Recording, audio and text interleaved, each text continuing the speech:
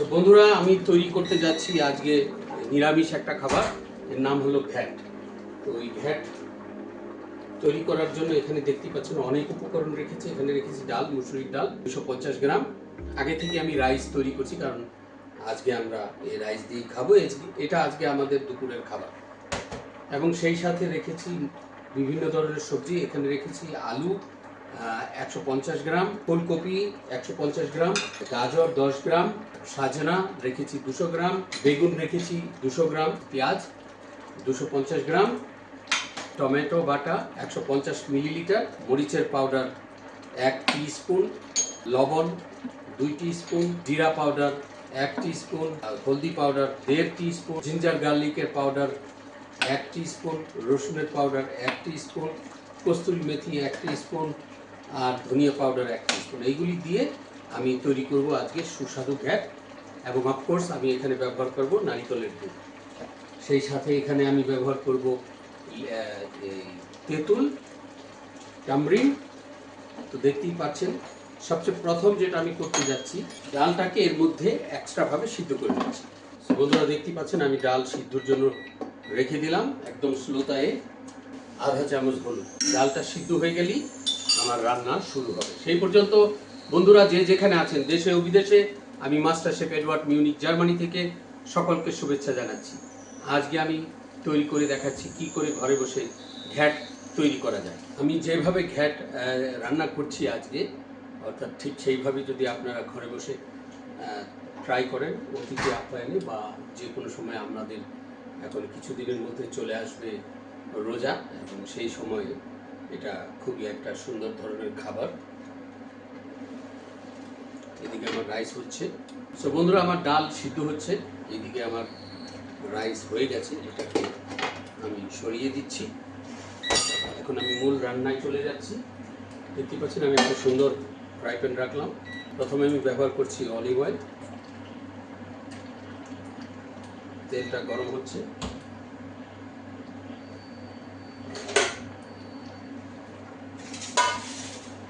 বন্ধুরা, আমার তেল গরম হয়ে গেছে। এখন আমি এর মধ্যে আমি পেঁয়াজটা ঢেলে দিলাম।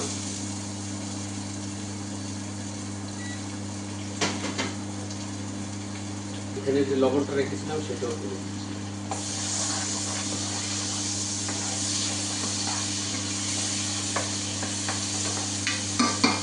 এখন আমি আলু ঢেলে দিচ্ছি। আলুটাও একই সাথে রান্না করে নিচ্ছি, কারণ আলু পাকতে অনেক সময় লাগে, তাই আগে আমি আলুটা ঢেলে দিলাম।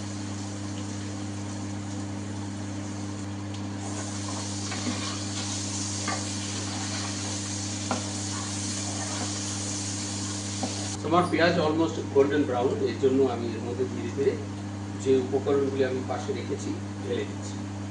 প্রথমে আমি ঢেলে দিচ্ছি জিঞ্জার পাউডার, গার্লিক পাউডার, হলদি পাউডার, ধনিয়া পাউডার, জিরা পাউডার, চিলি পাউডার, কস্তুরি মেথি,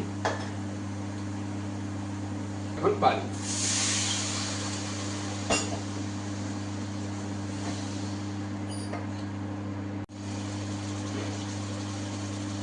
আমি এটা 15 মিনিটের মতো এইভাবে রান্না করব, যাতে আলুটা একটু নরম হয়ে আসে।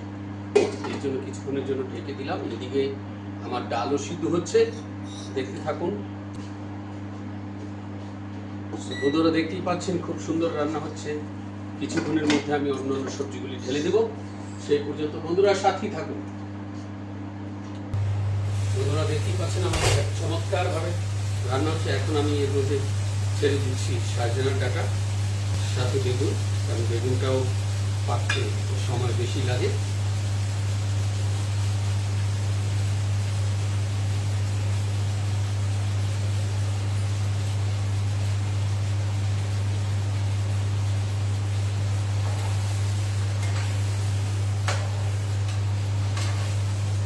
বন্ধুরা, যে বাকি সবজিগুলি আছে সেটাও আমি এখন ঢেলে দিচ্ছি।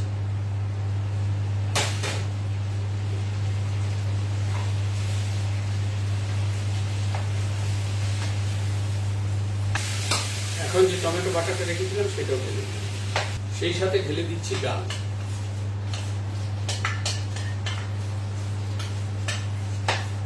পানি দিয়ে দিচ্ছি।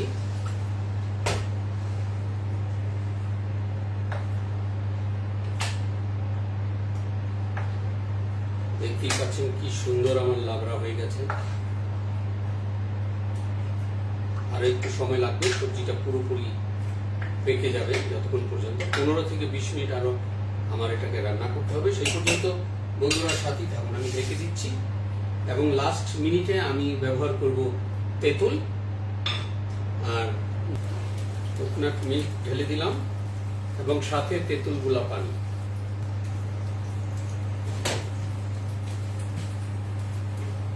আমি এখন এর মধ্যে ফোড়ন দিচ্ছি। সবচেয়ে প্রথম যেটা করতে যাচ্ছি, এর মধ্যে আমি ঢালছি পাঁচফোড়ন ঢেলে দিলাম।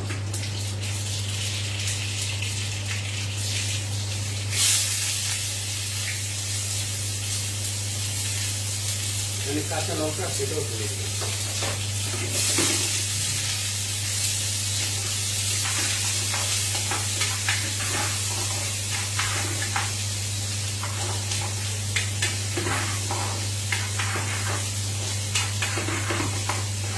একদম ফার্স্ট ক্লাস হয়ে গেছে। আমি এখন এর মধ্যে ঢেলে দিচ্ছি। তো একদম ফাটাফাটি, কিছুক্ষণের জন্য ঢেকে দিচ্ছি।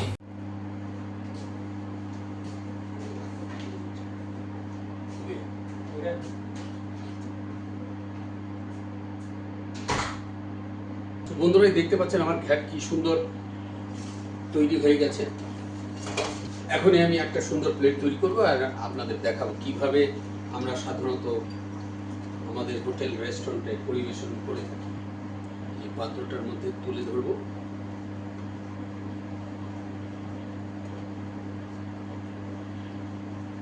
বন্ধুরা দেখতেই পাচ্ছেন ঠিক এইভাবেই আমরা আমাদের এই ঘ্যাট অর্থাৎ লাবড়া পরিবেশন করে থাকি। যদি রেসিপিটা ভালো লাগে লাইক ও শেয়ার করতে ভুলবেন না। সেই পর্যন্ত সবাই ভালো থাকবেন এবং সুস্থ থাকবেন।